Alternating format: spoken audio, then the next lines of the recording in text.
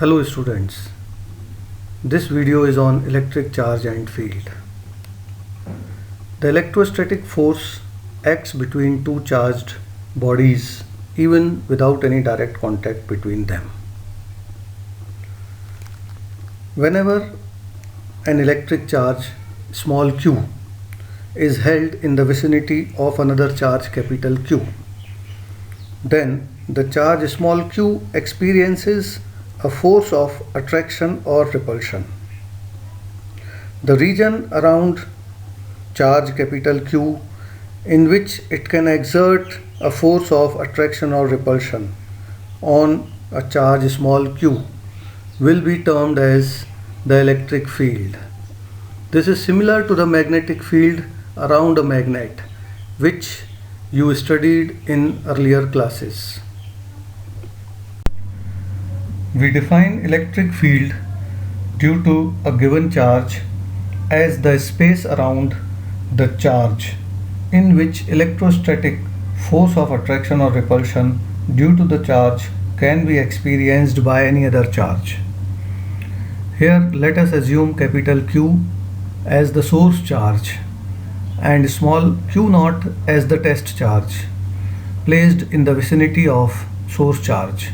It is assumed that small q naught will experience a force and the region in which it experiences the force will be termed as electric field. Sometimes electric field is also defined as the force per unit test charge acting on an infinitesimally small test charge placed at that point.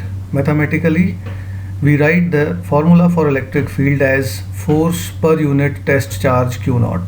As force is a vector quantity, the electric field is also a vector quantity. The unit of electric field in SI system is Newton per Coulomb, or it may also be written as volt per meter, which we will see in subsequent chapters. The dimensional formula for electric field is mLT to the power minus 3 a to the power minus 1. The concept of electric field was introduced first of all by Faraday.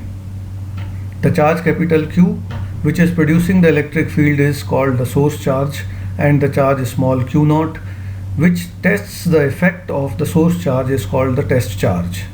The source charge can be a single charge or a group of discrete charges or any continuous distribution of charges.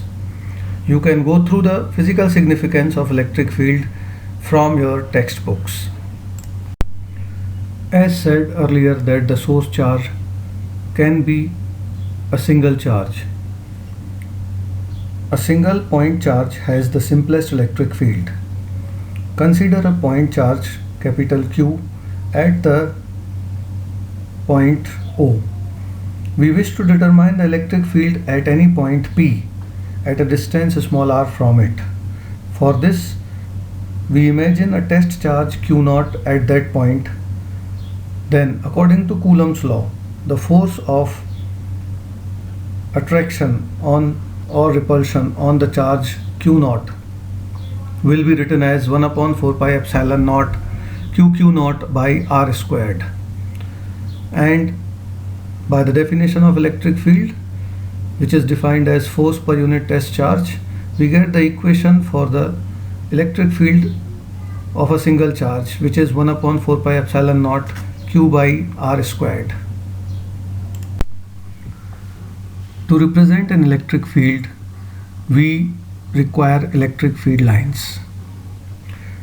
Michael Faraday introduced the concept of field lines to visualize the nature of electric as well as magnetic fields. A small positive charge placed in an electric field experiences a force in a definite direction, and if it is free to move, it will start moving in that direction. The path along which the charge would move will be the electric field line. An electric field line may be defined as the curve along which a positive charge would tend to move when free to do so in an electric field, and the tangent to which at any point gives the direction of electric field at that point. The field lines really do not exist. They are imaginary curves. Yet, this concept of field lines is very useful because Michael Faraday gave simple explanations for many of his discoveries in terms of these field lines. Some properties of electric field lines are displayed here. Also, there is one more important point, that no two field lines intersect each other. You should look for the reason behind this.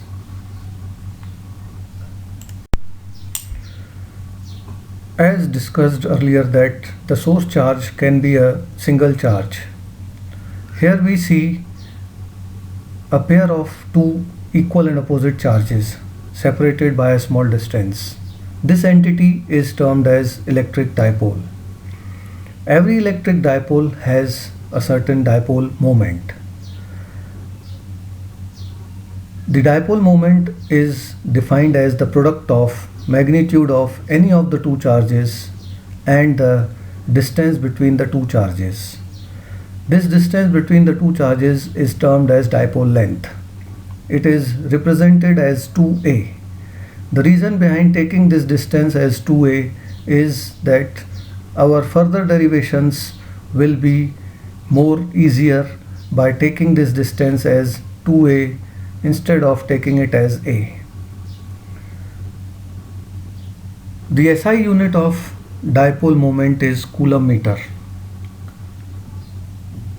When both the charges and the separation 2a are finite, the dipole has a finite size, a location, a direction, and strength. Dipoles are common in nature.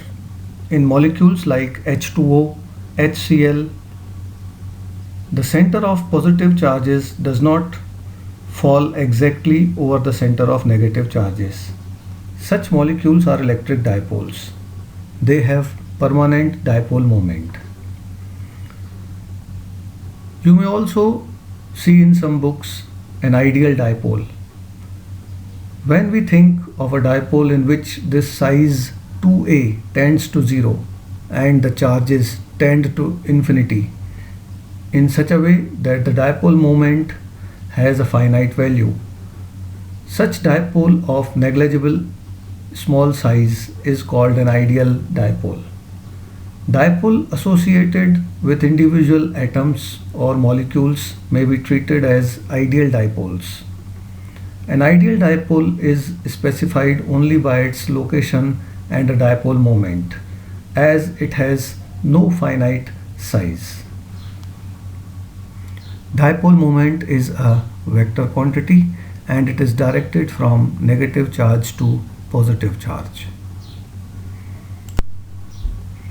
As we had determined the electric field intensity due to a single charge, here we shall see the electric field intensity due to an electric dipole. The dipole field is the electric field produced by an electric dipole. It is the space around the dipole in which the electric effect of the dipole can be experienced. The electric field of the pair of charge, that is minus q and plus q, at any point in space can be found from Coulomb's law and the superposition principle. To calculate dipole field intensity at any point, we imagine a unit positive charge held at that point. We calculate force on this charge due to each charge of the dipole and take vector sum of the two forces. This gives us dipole field intensity at that point. We shall show that though the total charge of electric dipole is 0, the field of electric dipole is not 0. This is because the charge plus q and minus q are separated by some distance. The electric fields due to these charges when added do not cancel out. However, at distances much larger than the separation of the two charges, the fields due to plus q and minus q largely cancel out. Therefore, at large distances from the dipole field falls off more rapidly as compared to the field due to a point charge or a single charge. The field due to an electric dipole is calculated at 2 points. One is the axial point, which is along the line joining the two charges, and the other is the equatorial point, that is on the perpendicular bisector of the line joining the two charges.